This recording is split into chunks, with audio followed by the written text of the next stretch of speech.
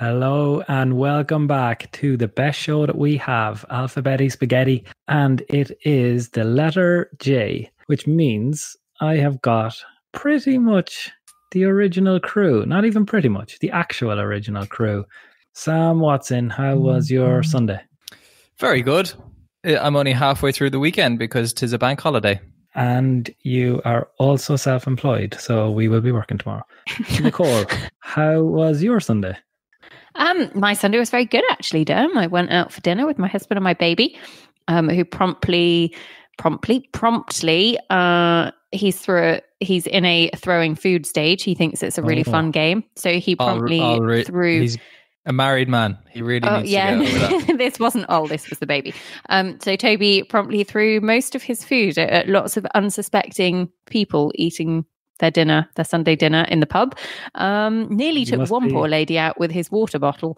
But no, we had a lovely time. Thank you very much. You must be very soft on him, are you? Trust me, you try and say no and he just looks at you and lobs it further. That was a little reference to another J that we've been talking about in a minute, which is Janelle. But listen, Nicole, you're absolutely raging because I get to do the intro because it's Alphabetti Spaghetti, and guess who we're on to? We are on to make this good. Yep. All right, Nicole, you quieting down now. We are on to one of the old original members. We tried to get her back numerous times. She's a hard lady to get her hands on these days. It is Jenni Autry. Jenni, good to have you back. Hello. It's good to be back, team. How are you doing?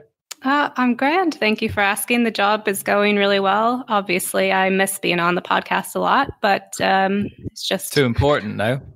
Busy lady. I've been on the road. I'm actually home after Buccleuch and Fair Hill, so nice to have a weekend at home off the road. And everything's going very well. Good. Jenni, I miss you. I miss you so much. I know. Oh, I miss you all too. Being back at Buccleuch alone without any of you there was very sad indeed, but that's all right. I'm sure we'll see each other, at badminton maybe next year? Yes. Badminton? I feel like a group of friends in college that started selling t-shirts or popcorn or something. Like, not a really great job, but we thought we were brilliant doing it. And 3 of us kept doing it. And 1 went on and got a really successful job. And we're just welcoming her back. And it's the reunion. And this is like her taking pity on us. Yeah. You guys doing such a good job. You're still doing that thing. Enthusiastic to have her back. We're like, thanks for coming on. No, I enjoyed the podcast so much. Actually, sometimes I'll go back and listen to some of the old episodes. And actually, we did a really good job, team. Even the early episodes, I feel like all really hold up still. So yeah, I agreed. My volume was worse then. If you think it's bad now, it was worse then. Yeah, it was worse. I know. Yeah, maybe we've just got better at dealing with your volume. I wasn't in charge of shows then, but I am in charge of shows now, Nicole. So I'm getting started, if that's okay. The letter J.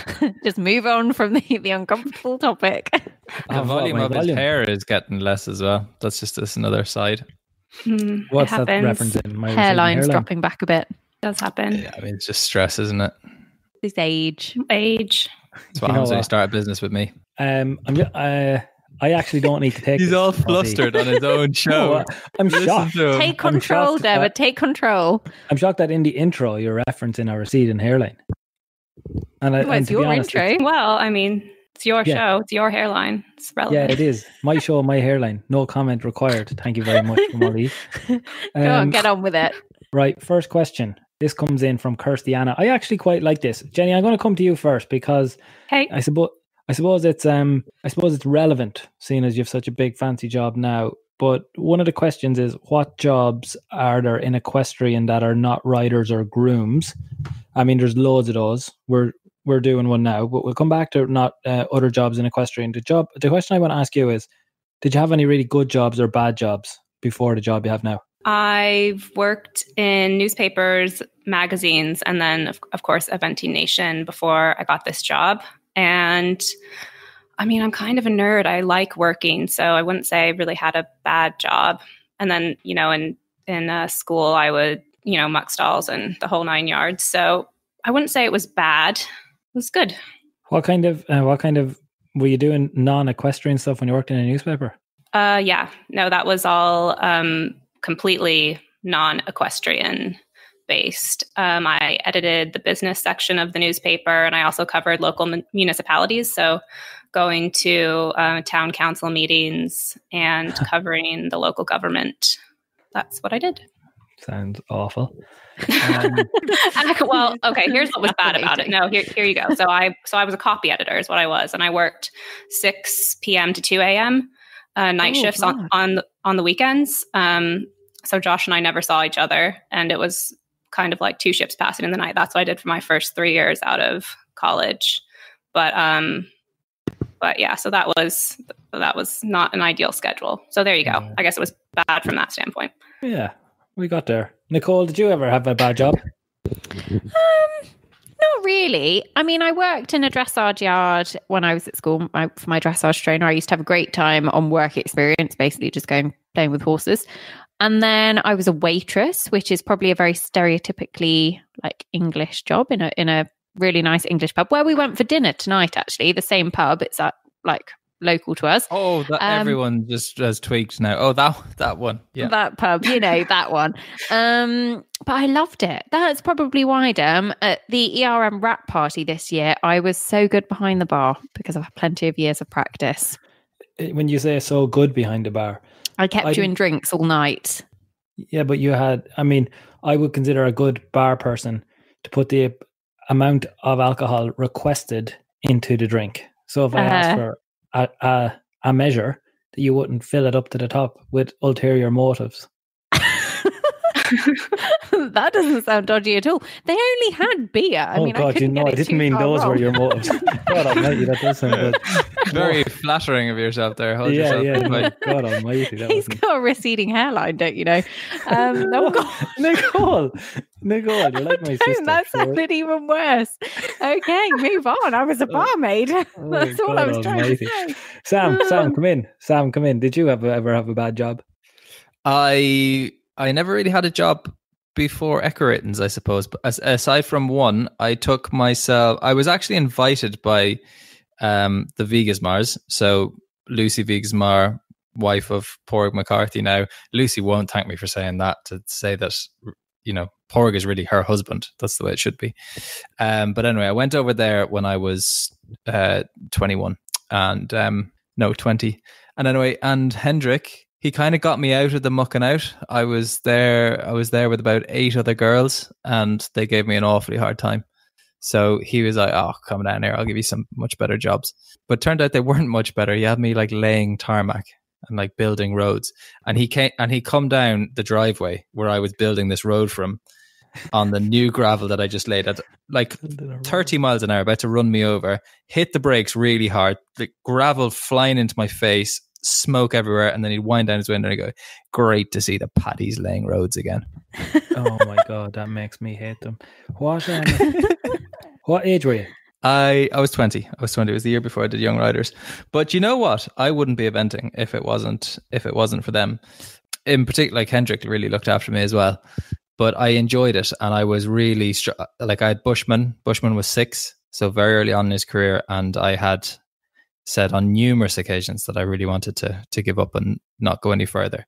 And the one thing they said, I was doing an event in beginning of June. In April, it was kind of like the Tats back then, but we didn't have Tats because it was before Tats. It was called Dartfield in Galway. So I was at that event there, and they said, "Look, don't just come over to us for the summer, and you'll see that it's different. It's not like, doesn't all have to be structured training from my dad, who I'm very grateful for it and all the rest, but it was hardcore, and they showed me a bit of fun, so I enjoyed it. And I wouldn't be eventing if it wasn't for them." God, that really got really serious really quickly there. I wondered where we were going. I was like, Thanks anyway, Sam. He just brought it back from where it had gone. I know, yeah. Went to the two extremes there with that one. Any listeners who are really struggling at the moment, we do have other shows on the Eventing podcast. It's not just Alphabetti. They're not all like this. They're not all like this. If you're tuning in for the first time, then we promise to cover more hard-hitting, look at the titles before you press play. Eventing. as the name Eventing Podcast would suggest. We do cover that, but Alphabetti Spaghetti is Diarm's show, so anything can happen. I could ask you serious questions. I mean, some of the topics that came in were so serious. One was all about, I mean, there's quite a lot of risk management questions like air jackets and jumps and whether like the shape of course design around jumps. Not much of a J in that one. Well, they started it with jumps and then put a list of things after it. But anyway, I mean, judging, is it too subjective? I just couldn't have that on the J show. I mean, we talk about that stuff all the time. Well, it's 100% subjective in case anyone is in any doubt there.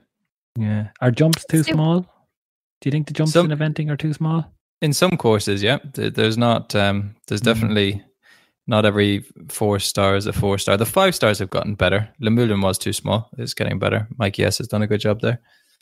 But no, I think that's one thing. I'd say sometimes you can walk a track and sort of the first 3 or 4 fences, even in a 4-star, wouldn't look out of place in a novice or an intermediate. And then you come to an almighty massive combination that is a 4-star combination. So I'd say that it should all be built to a same standard. We're trying to warm them up into the course. I would say but if I gave you a choice of 5 horses at 4-star short level now, I don't think you would get beyond fence 4 at a single international. I don't know. I reckon I could get to fence 4. You definitely couldn't, Nicole. I would get further than you at any international. Oh no, dear. Hang on a second. You fell off a donkey at the beach. Down. It's maybe your show, but you are not allowed to make accusations like that. Yeah, as we've previously established, you can't even post the trot, so you don't stand a chance. If I got a horse that was very established at the level, you're going to kick a packer around. Yeah, it still would make a difference, Dee. If you got a horse that was established at the level, it would run for its life if you rode it, because it would be used to being ridden by someone who could ride, and it would know what had happened. I would get further than Nicole. It would take one look at the receding hairline and head for the hill. I mean, I am no piggy French, Dee, but I would confidently say I would get further than you. Yeah. It would be good content. It would be great. I will take you up on that. A YouTube video one day. Absolutely. This could be like the yoga video that never happened. Okay. And you're not using any of my horses. I'm just putting that out there. Who's your horse, Nicole? Nicole, you can ride one of my horses. Oh, thanks. One of Sam's. There you go. Guaranteed to lose. I'll take... I don't know. I think me and Flamenco would get on very well. Yeah, Flamenco, he'd look after you as well. Hey, not that you need too much looking after, Nicole Brown. Well able to look after yourself. But every little helps. I'll come back to you. I don't know who I would take. I think Hail Bob, my obvious choice would be... I can absolutely see Ingrid agreeing to that. Yeah. Never in a million years. Hail Bob would be too strong for me. I'll come back. Do you know what we could do is we could possibly, I mean, it might not work now. She might know Diarm well enough at this stage, but we could, just because Diarm now actually has this standing in the sport, that we could possibly talk Ingrid into letting Diarm ride Hail Bob without her having seen him ride before, and then just watch her face. I seriously doubt. It would be amazing to watch. It would just be, I just love to see Ingrid's. She is just Miss Perfection. Everything is just so. She'd have the proper. Cavaletti out in no time. No, she would have Diarm pulled off the horse in no time. Yeah, exactly. Yeah, it seems unlikely. All right, next one then, from my actual list. Jaffa cakes. This comes in from Zara. I love a Jaffa cake. Are they a biscuit or a cake? We see... They're a biscuit. They're a biscuit-sized cake. So what... we don't have those in America, so what exactly is it? Jenny, you're missing out. Nicole, describe a Jaffa cake. Okay, I can give it to you here.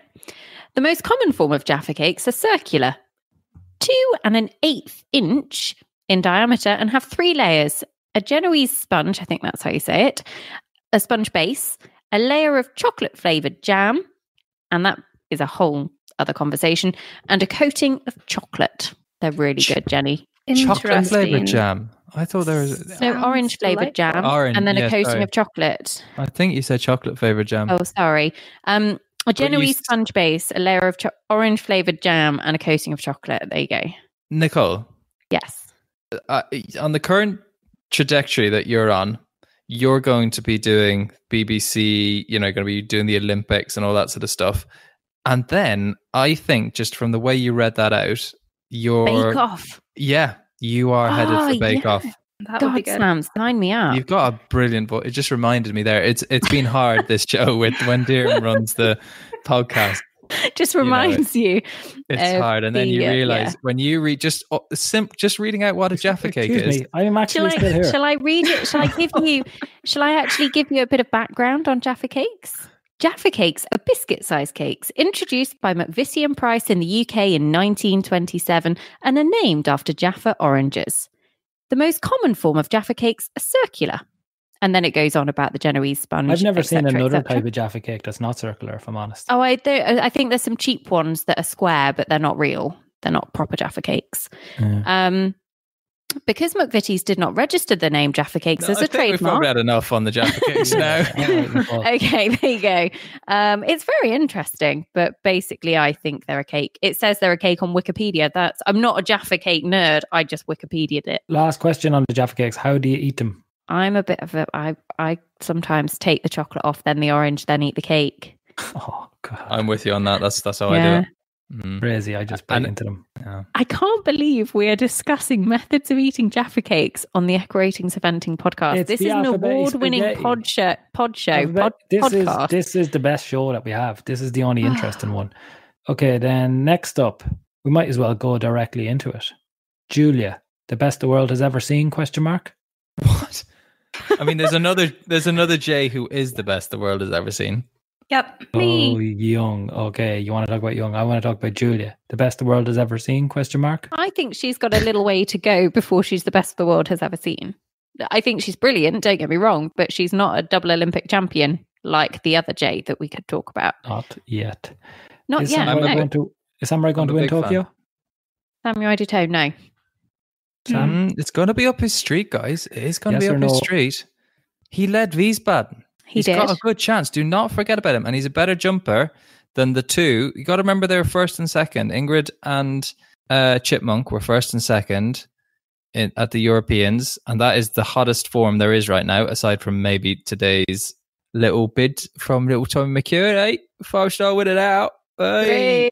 We'll come on to that in the Poe review show, which will be out by the time this episode is out. But yes. But that's the hot form. But I think like Samurai Duto has shown on more times than not that he's capable of taking SAP Hailbob, and SAP Hailbob is our European champion and Aachen champion. The only reservation I have is that Julia's championship form has so far not gone to plan. So she needs that. But she needs that to reverse for the Olympics.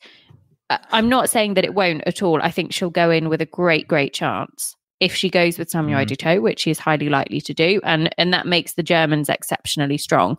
But I couldn't say she's my hot favourite for individual gold at this moment in time. I like him. I think he's a galloper. He'll deal with the heat.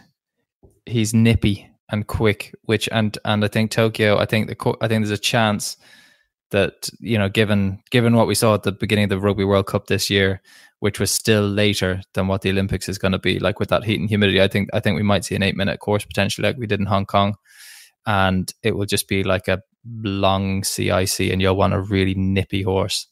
And he is quick. He's quick to turn. He's agile. Good. Is he the dressage leader? I don't know. He's up there. He's not far off, is he? He's never far off. But he was far. Jenny's not allowed to talk about any of this. Jenny has to be quiet on this. Mask and tape over her mouth. I would say that if he goes clear cross country and he's up there going into the show jumping, 2 rounds of show jumping would seriously suit him because he's a very, very good show jumper. So you've already made your bet about Julia, but no, I'm not. I'm just saying. But you did say, is she the best in the world? Now, can we talk about the other one who we can absolutely not talk about on this podcast? Yeah, let's talk about him. He was the best in the world for a long period of time. So disrespectful. Question mark. Does everybody agree? Michael Young. Is he's not it's not just the fact that he was the best, which he obviously was with his double Olympic gold and like first person to hold Olympics, Worlds and European title all at the same time on the same horse as well. Won 3 Kentuckys back to back with a different horse, Fisher Akana. Won the Grand Slam, which has only been done by Pippa Funnell before him. So like lots of these things, but it's the way in which he did it. Ones. Yes, he's won. Halunka, Takanu, and Rakana. No, Rakana didn't win one, did Sam. Did he only have 3? So he did 11. He lost it this year. 13, 15. Oh, yeah, and he was beaten in 17. He was second in... Oh, my God. And he was second in 17 on Rakana, and he was second in 19 on Chipmunk. That is 5 European, either individual gold or silvers, on 5 different horses. Unbelievable.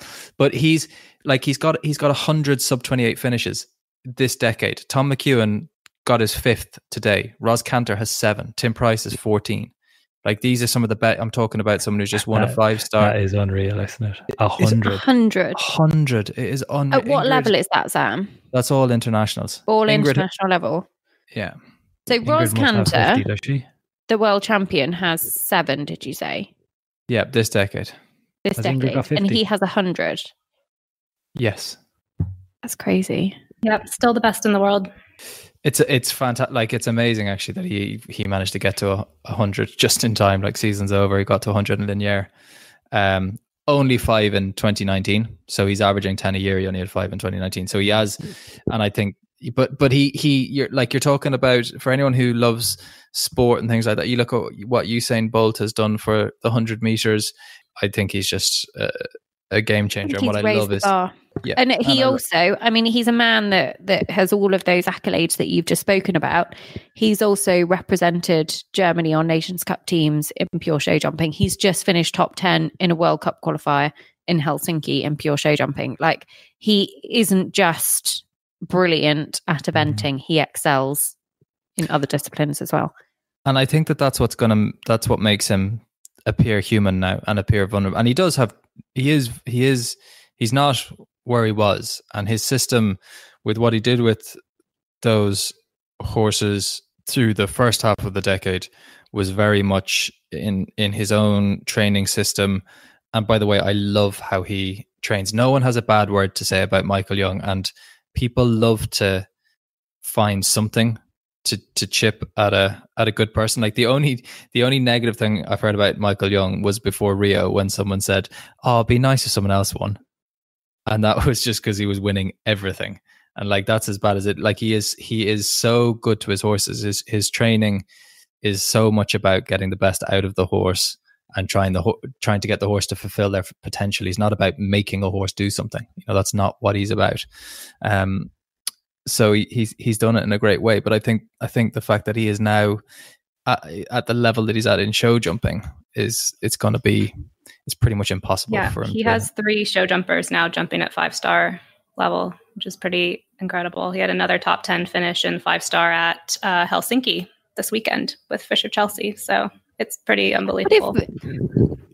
If we talk about that then for a second, we see riders like Ingrid Klimke is another that competes for her country at top level in a different discipline. She's in pure dressage. She was in the B team for Germany, and they're a very, very strong nation in dressage. So, they're competing, these riders that are topping medal tables and podiums, they're competing at this level in other disciplines as well. Like, to be that good at one thing is amazing. Do you think that is what makes them even better when it comes to the pure eventing discipline? I think it will start to conflict. I think being able to compete at that level is certainly, and doing it occasionally, like if you were to get in the ring at 1.40 meter, 1.50 as a training tool to help you with your eventing, which is 1.35 meter, then yes, it helps you. But if you're now trying to win Nations Cups in show jumping, of course it's going to help you, but now it's taking away from your resources in terms of,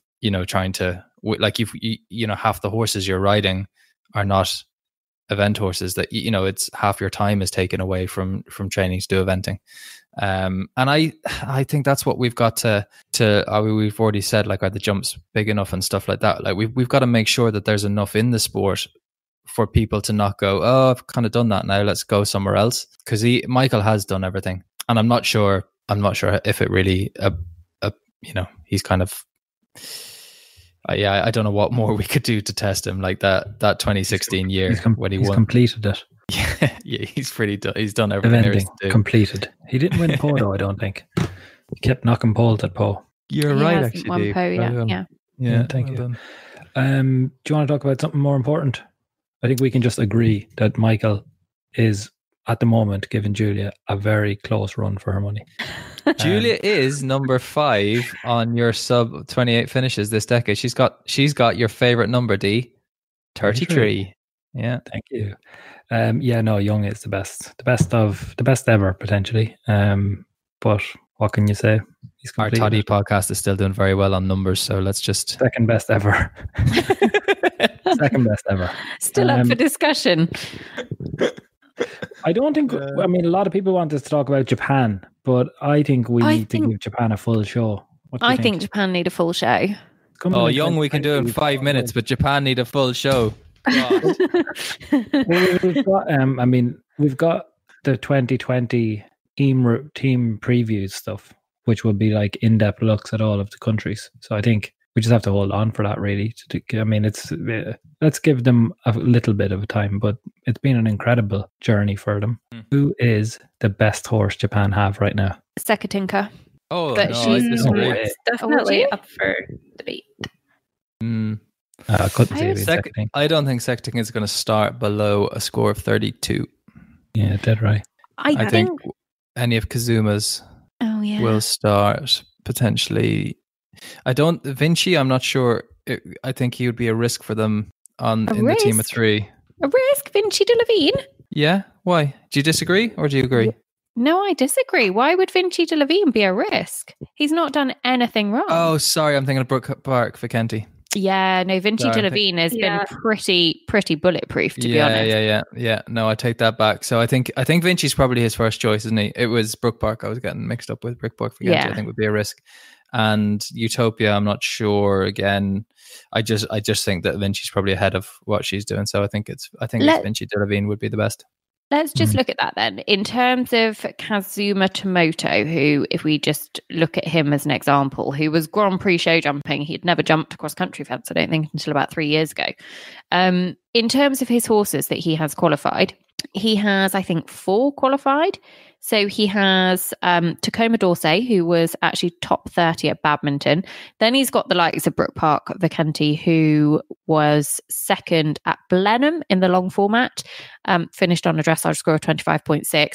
Bernadette Utopia, who was 6th at Buccalo, but they're all kind of coming in behind. This is how strong his string is, because Vinci de Levine, I would say, winner of Campfire, hasn't really done anything wrong with Kazu in the plate at all, and has obviously been to the World Equestrian Games for Team France and finished 7th individually there with Astier Nicolas. So he's got 4 horses, all of whom you could argue a place into the Japanese squad. Agreed.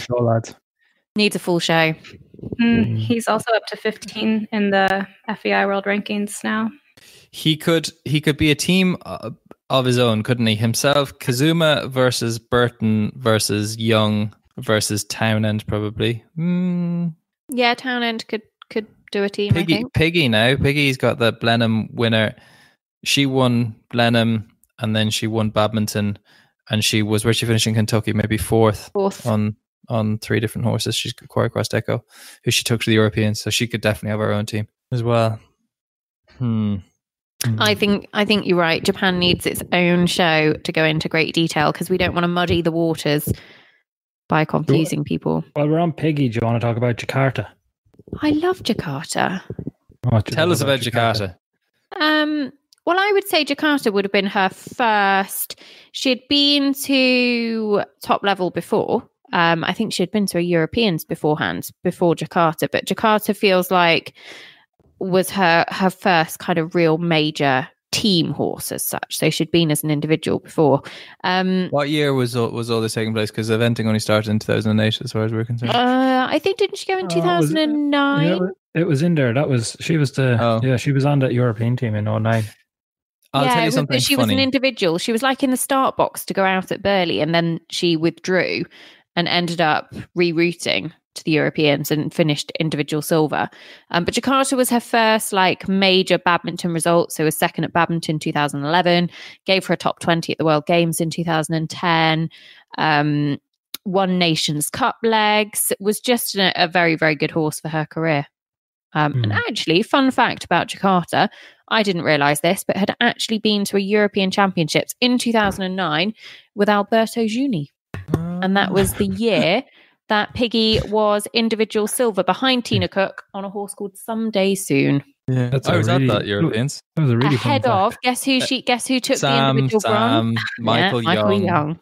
He was is. first out. He should have won that. He was first out. He was robbed in his dressage. Anyway, so yeah, love Jakarta. Piggy French's sort of big campaigner. All right, enough of venting, in my opinion. Jenny. Yes. Oh my God, I'm just looking at something here. Sari Weaving thought it would be a good idea to have a member of a ground jury on an Alphabetti Spaghetti. It's a nice idea, sorry, but which probably one? Not the right show to. Can you imagine? Do it What's on. the worst job you ever had? I worked in Boots. No, I couldn't have that. Jennifer, one for you. Do you like jelly? Yes. Do you know Jell-O. what jelly even is? This is a trick question. No. What do you think it is, Jenny? Tell us. Tell the podcast listeners. Oh, well, I mean, we would put it on toast in the States. On toast? Jelly? Yeah. I don't think so. Well. So yeah, you've got like peanut butter and jelly. So you call jelly jam, and we call jelly jelly. No, we call their jelly jam, and jelly is something totally different for us. So what's jelly for you? Jelly for us is like a gelatine-based dessert. Oh, It's like It's Jell-O. the middle of a Jaffa cake. Like Jell-O, exactly. Oh, okay, got it. Yeah, that'd be quite different. Did you ever have Jell-O? Me, of course. That's like an American staple. Are you kidding me? I was born in the 80s. Like I practically grew up on Jell-O. Okay, hold on. I've Googled this actually. The difference between jelly and jam, and at least from an American standpoint, jelly is made solely from the juice of it was crushed and strained, and the liquid Hang extract. on, you broke up. Say that It's again. made from the juice of what? It's made from the juice of fruit.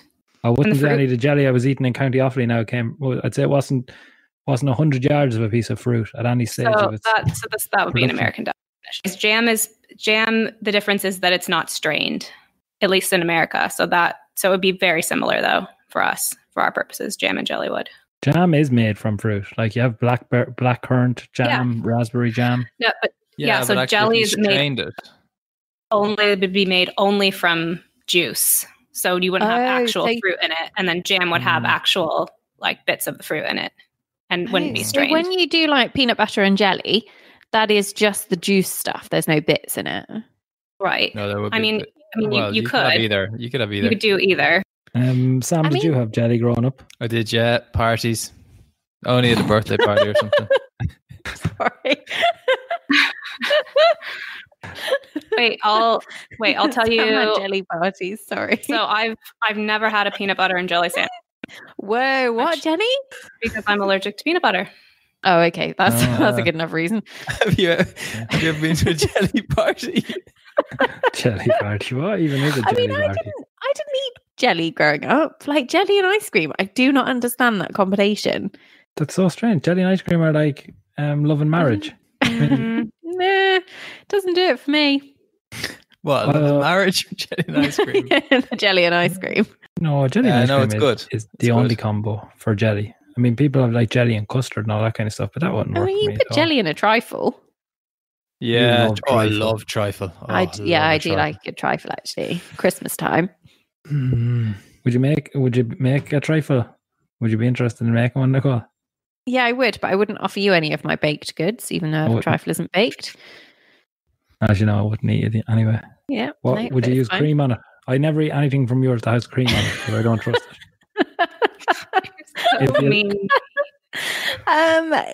To be honest, I try not to engage in baking conversation with you anymore because you just are mean to me. And where I was a really nice person, you're just not very nice. So I'm just going to say that you're not allowed any of my trifle. Sorry. No problem. Talk to me there about was a lot of journeys to Devon, Nicole.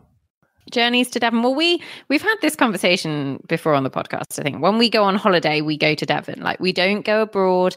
We aren't really big holiday people anyway. That's grand. That's a staycation. That's good. Low air miles. So it's good. It's good for the atmosphere. We tend to stay close to home. It's about 5 hours for us from Devon. We live right in the middle of England, and so we have to go down to the south coast. And we generally leave in the middle of the night. Like, we will get up and go. Sometimes we don't even go to bed. Like, we'll leave at sort of midnight, get there at 5 or 6 or 7. If you've got a small baby in tow, traveling during the night is definitely the best way to do it. Definitely. Me and Sam had this conversation after you told us that you were leaving at 12 o'clock at night. I mean, do you not travel long distances in the middle of the night? Well, with horses, if I was traveling a horse, cool. Yeah, but a child. I mean, you told me that you were traveling in the middle of the night because Toby would be asleep in the middle of the night. Yeah. So he slept in the car. But sure, you're wrecked when you get there, the pair of you, and he's just waking up. Yeah, I know, but it's been an easy journey. Traveling with a small child for multiple hours during the day when you can hit traffic. I hate nothing more than being stuck in traffic. Like, that drives me mad. I'd rather leave 2 hours earlier in the middle of the morning rather than get stuck in rush hour. I've been known to get to the airport like 5-6 hours before my flight just to avoid traffic. Oh yeah, I can't be doing with being late. I hate being late. I hate being sort of up against a timeline. I'd rather be early and just know I've got plenty of time. I hate getting to the airport early. It drives me insane. Oh no, I love it. I sit there and have a cup of coffee and people watch and do some work. 6 hours. Well, to be honest, that's only happened like once or twice. It's not a regular occurrence. This year. Yeah, only once or twice this month. No, it's not a regular occurrence. Journeys is a good one. I mean, Nicole, you're banned because that is absolutely ludicrous. Carry on. Sam, have you ever had bad journeys? Eventing, you must go on a lot of them. Oh, well, I mean, the journeys. Hang on, someone gave me journeys. Oh, Emily B's other half, her fella, Mr. Emily B, she calls him. He's actually done some good ones. Journeys, good, bad, long, short, question mark. Long and bad was the journey home from Po. I was okay. I'd just fallen in love with Spark, so I was fine. But I had 2008, so I hadn't gone to the Olympics. I was second reserve. Again, it's my favorite position. That was only your first time doing it, though. At that point, you were full of hope and glory. You were like, "Oh well, second reserve this year. At least I'll have 3 more." I couldn't even canter on the right leg. I didn't even know what being on the right leg was about. Here is a truth. In 2008, Jenni Elliott was hired to be the Irish high performance manager, and I didn't know I'd never heard of her. Didn't know who she was. It's the truth. Oh, that's blasphemy. I've been to Buccalo. She's going into the Hall of Fame next week or something. Yeah. I know. No, she's an amazing lady. I mean, learned an awful lot. I mean, she's fantastic, but I just had no clue. So then I go down to Po, fall in love, hit the tree, fall off. And was it the falling in love that caused you to hit the tree? Some say that it was. Yeah. Absolutely. Distraction. That was it. The fact I had hardly had any sleep. I was like, when if you have a male dog and there's another female and they just keep wandering off at night. I was like that. I got no sleep. So I couldn't even open my eyes going around the cross country. It was lucky it was only a tree I ran into. And so anyway, I'm kind of half happy that I get to go back to the stables quicker and see Sparks. And John Watson is fuming, like, of all the ways to fall off. What the blah, blah, blah, blah. Anyway, so but then, and the poor guy has to drive me back because I can't drive I didn't have a HGV license at that stage, and we had a rickety old lorry, and at one point it was actually my job to physically keep him awake, like as in I had to shake him at times to keep him awake, and then when we were driving out of Dover, the lorry got a blowout. The tire just went like, we were so happy. Like, France is the hard bit. Like, you're like in our truck going up a hill, it goes about 20 miles an hour. It was terrible. And once we finally got from the Pyrenees to like, it's so long. So it's like 13 hours driving or something. And once we did that, we were like so happy to be in England because it was only 6 hours to the other side. and just getting the blowout just coming off the ferry was just the nail in the coffin. So it was hard. Long Sounds journey. awful. Yeah. That's what you asked for. Yeah, no, that's a good answer. I like it. Jennifer, you're doing a lot of journeys. You did with Eventing Nation. You're still doing them now as head honcho. Yep. First trip to Asia when I went to Tokyo for the test event. That was a long, old flight. What's the food like? Loved the food. You like kind of sushi stuff, don't you? Oh yeah, I mean the fish was actually blew my mind. It was amazing. Anyone who goes to Tokyo for the Olympics next year will not be disappointed in the cuisine. That was definitely a highlight of the trip. Very hot, very hot. Well, Sam was there too. He could tell you. The humidity is stifling. What's the cuisine like in Lexington, Kentucky? Lexington, Kentucky. Let me tell you about Lexington, Kentucky. I would say probably the most prominent local dish is called a hot brown. A what? Go on. It's called a hot brown. I have not tried this yet, mostly because I can't bring myself to order it in a restaurant and actually say the words hot brown. Yeah. But it's an open-faced sandwich with turkey and bacon and kind of like a hollandaise sauce on it. So when do sandwiches have faces? It just means American open. thing. It means only open. It means one layer of bread. Right, exactly. I actually think that sounds really nice. Can we just clarify? Oh, no, it sounds good though. All right. I'll order one with you sometime. Can we clarify when we describe Jenni as head honcho? For those listeners that aren't familiar, Jenni is now the director of eventing for US Eventing. Is that right? Is that the correct title? Yeah, Jenni. Yeah. Managing director of eventing for the United States Equestrian Federation. So there you go. So she's pretty important. For anyone who didn't realize, that was Nicole's dig at Diarm Byrne for not introducing Jenni properly at the start of the show. Who would listen to this type of show and not know that? Well, you never know, Diarm. Somebody might be tuning in for the very first time and we might have lost a listener. You never know.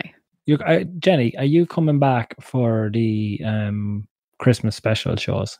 Absolutely. They'll be good, I'd say. Yeah. Doing a few reviews. I think there's a show on Christmas Day, is there, Nicole? What? We are not going to put that out there just yet, Dee. But yes, we will stick to the schedule. We're going to keep that as a surprise for the listeners. You're coming back for Christmas shows anyway, Jay, aren't you? Just because we can't let this be your only show of the year. Absolutely. No, I definitely will be back for Christmas shows. Okay, nice one. In the meantime, enjoy the hot browns of Lexington, Kentucky. Keep us posted. Keep doing the stuff. We'll see you in Boston at Christmas, I guess. Oh, that's right. Of course. We'll see each other at USEA convention. We will be there. Samuel, I will see you tomorrow, I guess. Great. No bank holiday Monday. Sam Watson. Knickers, always a pleasure. Mind yourself, mind the boy. And yeah. Are you going to do a good, how I take quite a lot of, serious control over the wrap up? Are you going to give us a really good couple of lines? And that's it from another episode of Alphabetti Spaghetti with me, your host, Diarm Byrne, with Nicole Brown, with Sam Watson. And what a pleasure it was to have her back, Jenni Otree. We will be back soon. If you want to find us and tag us, feel free to do so. Can you please say find us on Facebook? It sounds like we're lost.